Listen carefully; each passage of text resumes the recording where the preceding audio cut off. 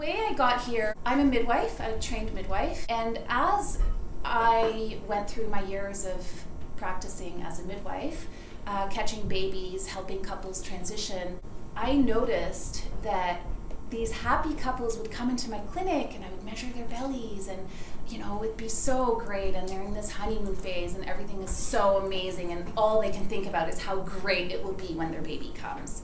And then the baby comes, well first labor comes, and even the easiest of labors is exhausting, never mind some sort of complicated situation with interventions and whatnot. And I noticed those couples struggle really, really, really hard afterwards with connecting to each other. And so I spent a lot of my postpartum visit doing the clinical stuff and making sure the baby was growing and mom was okay and all of that, but I also spent a lot of extra time helping them in their relationship and navigate through that. And I can't spend as much time as I want on this topic.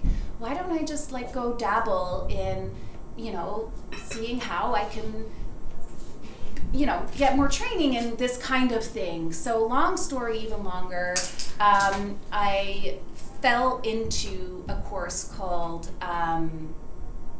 a certification in applied positive psychology. So that sort of started my journey into life coaching. Then I took a relationship coaching training course, also very intensive, and I started getting clients and on I went. And coaching couples through transition was great, but it wasn't complete for me. What I really, really want and what I really am passionate about is coaching women in connecting to their own guidance system and finding their own way, their own path through their own transitions rather than hand-holding through transitions.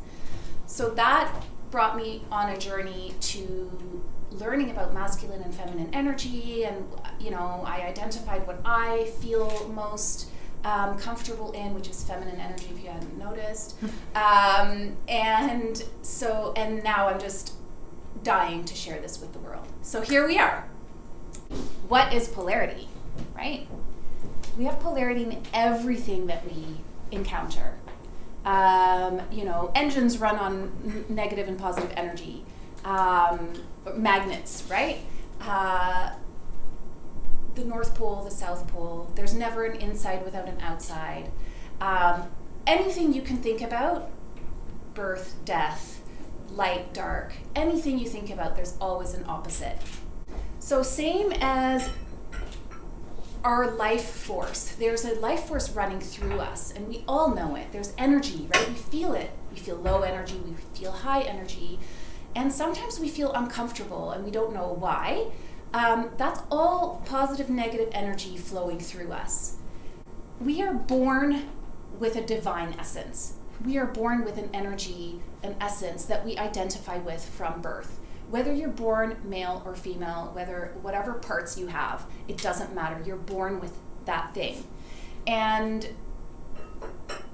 over the course of your life, and you start having relationships, you are attracted to the opposite of that essence. It doesn't, again, matter if you're in a female-female, male-male, male-female relationship. It doesn't matter. It doesn't mean masculine energy is only in men, feminine energy is only in women. I always have to say that because the words masculine and feminine energy are so gender-based, and there are no other words in our language for these energies. We all have a dominant energy, and we all carry both energies. So when I'm running my business, I am very much in my masculine energy.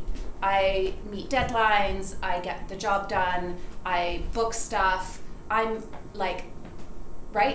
directed.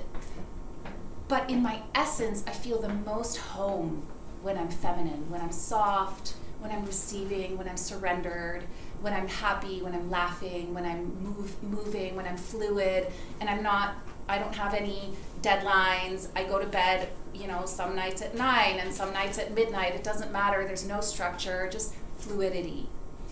And in relationships, when we first fall in love, so what would you call the feeling of first falling in love? How would you describe that? Give me a word. Anyone? some would say chemistry, maybe. Any other words? Just to help draw it out a little bit. Joyful. Sure, joyful. Great. Connected. Love it. Somewhat absorbed by them. Absorbed. Okay. Yes. Drawn to them, maybe? Yeah, so those are all words to describe how you feel. It's not something that they're giving to you or doing to you. It's a feeling that that person in your presence invokes. And what it is, it's turning on your polar side of the energy.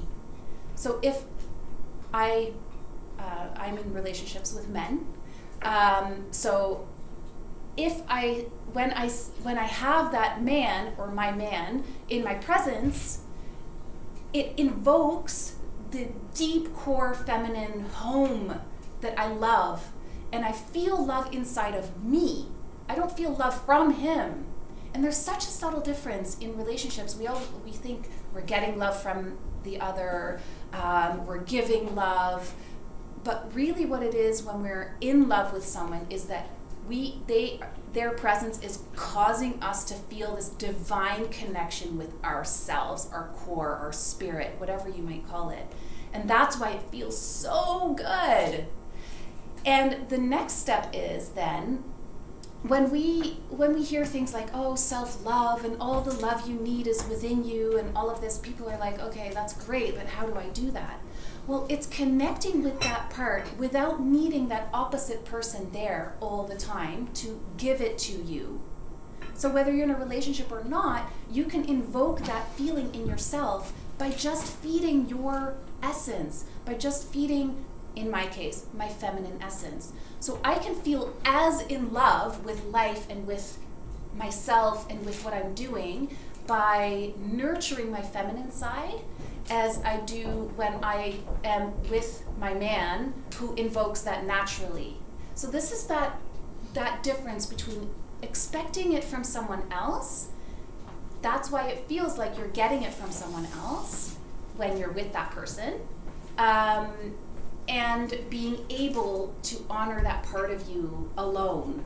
Whether you're in a relationship or not, it doesn't mean you can't be in a relationship. So how do the energies show up in us? So as I already talked about a little bit in terms of, when I run my business, I'm very linear, I'm very planned, I'm very structured.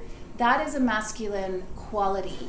So masculine qualities are doing, aggression, not necessarily bad, right? Like some aggression in life is positive. It can help us survive and all of this. So I'm not, I want to make sure that we're not saying that masculine is bad and feminine is good.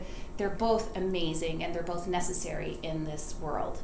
Analytical is a masculine energy, concrete, impatience, movement, so always moving forward and goal-oriented, striving, rushing, assertiveness, left brain stuff, thrusting, so literally, right? Organizing, logic, busyness, hard, difficult, controlling, individuality, and expression. So those are some, we won't go into each one of them. Feminine energy, on the other hand, and we have, like I said, I keep saying this, but it's really important to say we all have all of these in us. Some are more,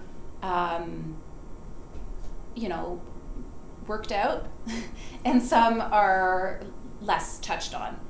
So feminine energy is being, surrender, and that doesn't mean submissiveness. So I do relationship workshops and I talk about surrender. And it doesn't mean you're submissive to your partner. It means you are surrendering to what is and allowing. It doesn't mean, you're allowing abuse or something like that. It's just opening that space. Intuitiveness, abstract thinking or abstract feeling, patience, stillness, tranquil, nurturing, receptive, right brain, receiving. Receiving is huge for us. I think women in our society have a really, really difficult time receiving. We can go more into that if we want. Synthesizing, creativity, calm, soft, allowing, unity, and silence. So those are some of the feminine energies.